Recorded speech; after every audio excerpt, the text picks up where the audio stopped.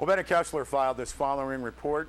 Even though the key groundwater management part of the Inyo LADWP water agreement, called the Green Book, does not work well to manage groundwater pumps, Inyo will apparently ask the state to consider the long-term water agreement as its state-mandated groundwater management plan. Inyo County Water Director Bob Harrington talked to the Inyo County Board of Supervisors last Tuesday about pending water legislation in Sacramento and its effects here. Now, Harrington said some laws already exist that require a voluntary framework for local agencies to develop groundwater management plans. Harrington said the question for Inyo is how this applies to the Owens Valley and the water agreement.